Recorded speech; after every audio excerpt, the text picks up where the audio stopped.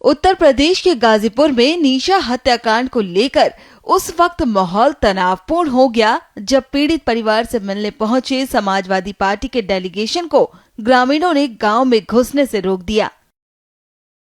देखते ही देखते दोनों पक्षों के बीच विवाद बढ़ गया और हालात इतने बिगड़ गए कि ईंट पत्थर चलने लगे। इस पत्थरबाजी में ग्रामीणों, सपा नेताओं और पुलिस के कई जवान घायल हो गए, जिनमें शहर कोतवाल और करखंडा थानाध्यक्ष भी शामिल बताए जा रहे हैं। पिछले दिनों कटरिया गांव में निशा विश्वकर्मा के साथ बलात्कार हुआ।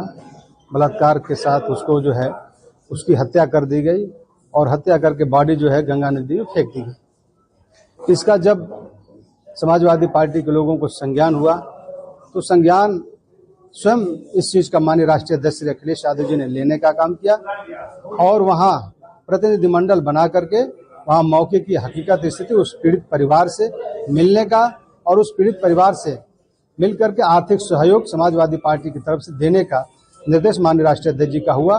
उन्हीं के क्रम में हम लोग डेलीगेशन वहां कटरिया गांव में गया था और जब कटरिया गांव में हम लोग जैसे घुसे वहां प्रशासन के लोगों ने हम लोगों को रोकने का काम किया और रोकने के साथ वहां महिलाओं को आगे करके हम सबको रोकने का काम इसलिए प्रायोजित था कि महिला इस चीज का विरोध कर रही हैं, लेकिन वो तो प्रायोजित था। महिला हम लोगों का क्यों विरोध करेंगी? इसलिए कि उस परिवार के साथ अत्याचार हुआ है और अत्याचार जब हुआ है तो समाजवादी पार्टी ने संज्ञान लिया है, इसीलिए उसकी मदद करने के लिए उनको हम जो है आर्थिक सहायता देने के लिए समाजवादी पार्टी का प्रतिनिधिमंडल गया था। वहां जब हम लोग वहां गए तो एक तो महिलाओं से हम लोग को रोकने का काम किया। प्रशासन से हम लोगों ने कहा कि आप अपने लाइन आर्डर मेंटेन करिए, हम लोगों को पीड़ित परिवार के घर तक जाने का मौका दीजिए। खैर उन्होंने वो काम तो नहीं कर पाया, लेकिन जब ये हुआ कि नहीं वहां तक हम लोग नहीं पहुंच पाएंगे तो आप पीड़ित पक्ष को ही यहीं बुला दीजिए, हम लोग अपना आर्थिक सहयोग और शोक संवेदना उनके परिवार को दे करके हम लोग यहीं से वापस हो जाएंगे। हम लोग धरने पर बैठ गए, इस चीज की मांग करने लगे और धरने पर बैठ गए और धरने पर जैसे हम लोग बैठे उस पीड़ित परिवार को बुलाया गया। उससे हम लोग जब वार्ता कर रहे थे तो वो एक एक बात हम लोग को बता रही थी। ये चीज जो है भारतीय जनता पार्टी के वहाँ कुछ दबंग लोग हैं, प्रधान से लेकर तमाम ऐसे लोग हैं जिनको अच्छा न लगा और तुरंत उन्होंने जो है पत्थरबाजी कर दी और पत्थरबाजी में हम सबको भी चोट लगी है। हम लोग अपना हाथ से बच गए, पीठ पे हमें चोट लगी, हमारे नेता रामेश्वर विश्वकर्मा जी को भी जो है चोट लगी है, सर फट गया है।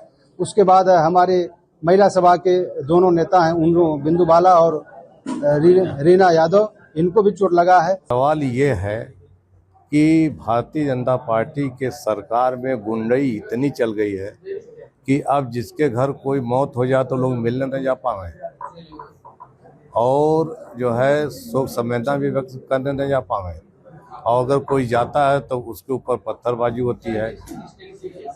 पूरी जानकारी हम लोगों को हो गई है कि वहाँ पर अराजक तत्व असलहे, अवैध असलहे के साथ वहाँ पर लोग इकट्ठे थे और अगर हम लोग आगे बढ़ते तो निश्चित तो गोलियां चलाई जाती, कई लोग मर जाते उसमें। और पुलिस की जानकारी में एक नौजवान अपना लाइसेंसी रिवाल्वर लेकर के हमारे तक आगे तक पहुंच गया। हमने पुलिस से कहा कि देखिए, सीओ से कहा कि देखिए ये जो है भीड़ में रिवाल्वर लिए हुए है। पुलिस ने उनको बैठाया नहीं, रिवाल्वर जो है किसी तरह से ले लिया, लेकिन हमने कहा कि इसको गिरफ्तार करिए। भीड़ में रिवाल्वर लेकर आ रही, क्या जब पुलिस की व्यवस्था है तो अब रिवाल्वर लेकर कैसे आ जाते हैं? अगल बगल अवैध असलहे लेकर के लोग थे, उनके लोग थे, अराजक तत्व अपराधी लोग, और पुलिस की जानकारी में है, सीओ को भी जानकारी है, एसओ को भी जानकारी है इस बात की कि कौन लोग थे, कितने अपराधी थे और असलहे कितने लेते, किसने ईंटा चलाया और किस तरह से जो है प्रतिनिधिमंडल को उन्होंने घायल करने का काम किया। तो ये जो है पूरी जो है पुलिस और बीजेपी के लोगों की साजिश है। अब आप सुनिए गाजीपुर के एसपी ने इस पूरे मामले पर क्या कुछ कहा। बच्ची का शव मिला था जिसकी उम्र 16-17 वर्ष के मध्य है। 15 तारीख को उसका जब पोस्टमार्टम हुआ तो पोस्टमार्टम में मृत्यु का कारण डूबने से आया गया। कुछ शरारती तत्वों ने इसमें इस तरह की खबरें फैलाना सोशल मीडिया के माध्यम से, विभिन्न माध्यम से शुरू किया कि इसमें बलात्कार और गैंगरेप की बात, और इसको दो जातीय संघर्ष बनाने की कोशिश की और विभिन्न जातियों से इसको जोड़ा गया। जिस कृत्य को हम लोगों ने नोट किया और इसको गंभीरता से लेते हुए उन लोगों के विरुद्ध कार्रवाई भी की थी, सोशल मीडिया हैंडल्स के विरुद्ध। इसके अलावा पिता की तहरीर पर हत्या में मुकदमा पंजीकृत किया गया था और पिता से स्पष्ट पूछा गया था कि भाई आप वीडियोग्राफी करते हुए वो हमने तहरीर ली थी, और उनसे स्पष्ट कहा गया था कि आप को जो लगता है वो आप लिख के दीजिए, बाकी हमारी विवेचना है, उसके अनुसार विवेचना करेंगे। तो पिता की तहरीर पर मुकदमा पंजीकृत हुआ। उसमें जो आरोपी लड़का था उसको तत्काल प्रभाव से गिरफ्तार करके जेल भेजा गया 302 में।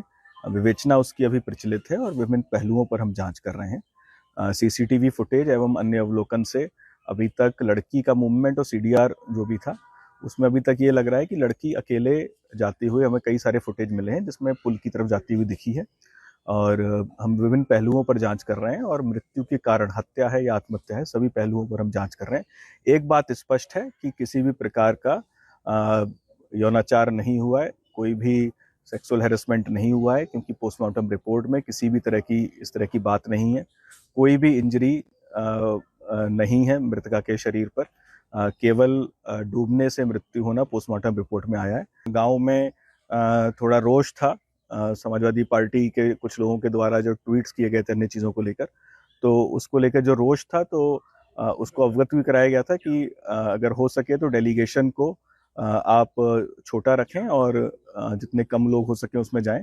फिर भी आप लोगों ने जब डेलीगेशन 15 लोगों का बताया तो हमने इतने लोगों की वहाँ पर अनुमति दी, और उसको फैसिलिटेट करने के लिए हमारी 5 थानों का पुलिस बल भी आज सुबह से मौजूद था। लेकिन जानबूझकर माहौल ख़राब करने के उद्देश्य से डेलीगेशन के साथ 250 अन्य लोग भी वहाँ पर मौके पर पहुँचे जो कि शरारती प्रवृत्ति के थे, और उनके द्वारा वहाँ पर डिस्टर्बेंस का माहौल क्रिएट किया गया, जिसमें पथराव उनके द्वारा किया गया एवं अन्य कई चीज़ें की गई, मारपीट किया गया, और इसमें हमारे पुलिसकर्मी भी घायल हुए हैं, कई ग्रामीण भी इसमें घायल हुए हैं। तो इस घटना को बहुत गंभीरता से लिया गया है और इसमें जो दोषी हैं उनके विरुद्ध हम लोग मुकदमा पंजीकृत कर रहे हैं। अब तक 14-15 लोग हिरासत में लिए जा चुके हैं, उनसे गहनता से पूछताछ की जा रही है। हिरासत में लिए हुए कुछ लोगों के नाम विघनाथ यादव, लाल बाबू यादव, सुभाष यादव, मोहम्मद इरफान, सितांशु गोंड, ये हैं। इसके अलावा कुछ अन्य लोग भी हिरासत में हैं। तो अभी हम लोग गहनता से सभी जांच कर रहे हैं। फुटेज हमारे पास बहुत सारे उपलब्ध हैं, फुटेज से भी हम लोग चिन्हित कर रहे हैं, क्योंकि ये जानबूझ के इस तरह का शरारत भरा कृत्य किया गया था।